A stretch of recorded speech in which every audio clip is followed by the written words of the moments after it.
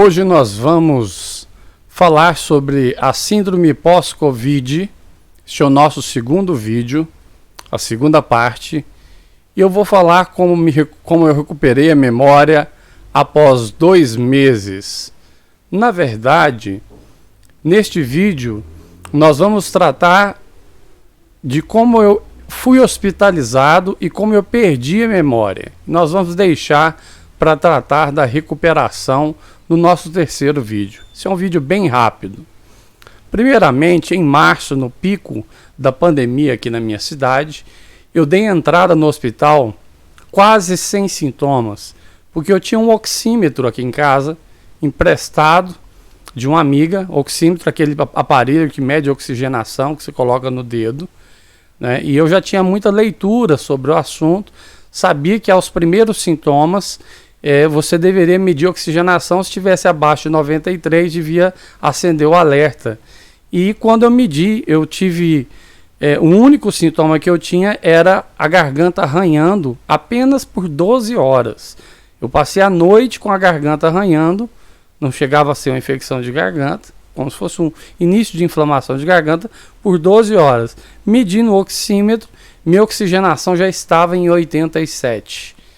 E aí eu fiz, já na mesma manhã, assim que acordei, era um sábado, fiz uma tomografia computadorizada dos meus pulmões, que acusou um comprometimento leve, bastante leve, de 15%.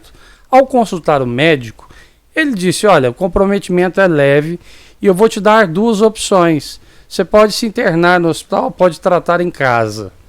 Mas você é jovem, tem 39 anos, eu recomendo que você trate em casa. No entanto, eu e minha esposa, que já estávamos precavidos, a cidade estava manifestando muitos casos da cepa de Manaus, né? Então nós optamos pela internação precoce.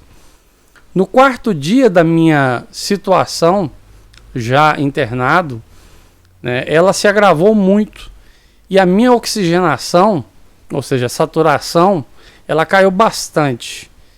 Uma coisa interessante nesse fato é que esse tempo todo eu já recebi oxigênio desde o primeiro dia, recebi toda a medicação desde o primeiro momento. Eu nunca senti falta de ar, até o dia de eu sair do hospital. As pessoas reclamam bastante da falta de ar como um sintoma, pois eu jamais senti falta de ar. Quando o catéter de oxigênio era retirado das minhas narinas, em 30 segundos eu sentia aquela sensação de desmaio, as vistas escureciam, né, e eu perdia o controle do corpo, eu tinha a sensação que ia desmaiar. Então era uma sensação neurológica. Eu, que sempre fui contra todas essas medicações politizadas, né, do tratamento precoce, né, essas medicações que aparecem muito na televisão, assim que fui hospitalizado, eu assinei um termo e aceitei tudo o que os médicos me propuseram. Eu aceitaria, vou confessar para vocês, até veneno. Eu aceitaria criolina, né? Eu aceitaria veneno para barata, porque qualquer coisa que me oferecessem, apesar de tudo que eu já estudei na vida, que aumentasse 1% da minha chance de sobrevida, eu só queria viver. Aliás, eu acho uma grande covardia que o paciente que está à beira da morte, que está vendo gente sendo ensacada em sacos pretos na sua frente, ele tenha que decidir qual é o remédio que ele vai tomar, sendo que ele não fez medicina, ele não estudou para isso. Eu acho uma grande covardia a politização da medicina e a politização da farmacologia.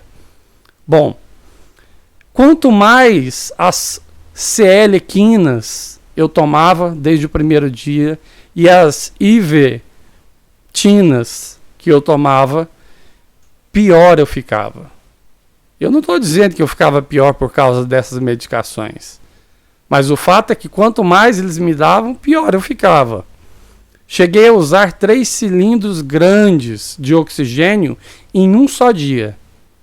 Eu consumia 3 cilindros daquele completamente todos os dias. Após o 7º dia de internação, eu já não sabia mais falar inglês, não entendia italiano nem espanhol. mas ainda sabia ler português. Tinha um livro do Kanavilil Rajagopalan que estava lá comigo no hospital e eu ainda conseguia fazer algumas leituras, isso ainda no 7º dia. Mas quando eu saí do hospital, eu mal conseguia caminhar.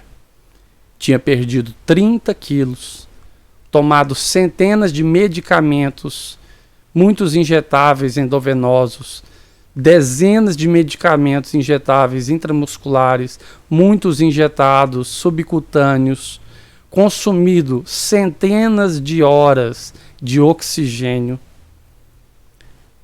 Pelo menos chegou o momento da alta. E eu não aceitei a plaquinha do eu venci o Covid, porque de fato eu não venci o Covid.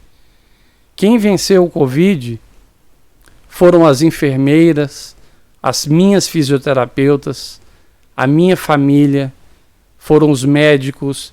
Quem venceu o Covid foram as orações das pessoas. Quem venceu o Covid foram uma série de outras pessoas. Eu era ali apenas mais um paciente, que fiquei assistindo a uma dezena de outros colegas internados que não venceram o Covid. Mas eu cheguei em casa. Eu voltei para casa. E ao chegar em casa, só choro. Ao rever os meus vizinhos, choro. Ao rever os meus parentes, choro. Ao rever os meus amigos, choro. Até gente que eu nem sabia o nome, quando eu vi essas pessoas, que eu só estava acostumado a ver passando na rua, eu chorava copiosamente.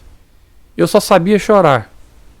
Passei assim por mais de 2 meses, gastando em torno de R$2.000 em medicamentos e tratamentos das sequelas do pós-Covid. Fiz uma série de viagens para a capital do meu estado, visitando quase uma dezena de médicos especialistas para tentar descobrir o que é que eu tinha, porque eu tinha tantos sintomas, sendo que a doença já havia sido dada por encerrada. Agora, hoje eu estou praticamente a 100% fisicamente. Emocionalmente ainda tenho sequelas, mas a minha memória voltou. E eu vou falar com vocês sobre como eu tratei a minha memória, como eu, os médicos, qual tipo de terapias nós utilizamos. Nós vamos falar sobre isso num próximo vídeo. Eu agradeço a sua atenção e eu peço que você faça todo tipo de reflexões possíveis sobre este mundo que nós estamos vivendo, que não é um mundo apenas onde vacinação e medicamentos podem encerrar o quadro da pandemia, mas é um mundo onde nós temos que lidar com as sequelas do pós-Covid, e são sequelas de todo tipo de ordem, especialmente para as nossas crianças, que terão sequelas psicológicas por gerações. Eu agradeço a você e te desejo toda a saúde, todo o sucesso e toda a proteção. Muito obrigado.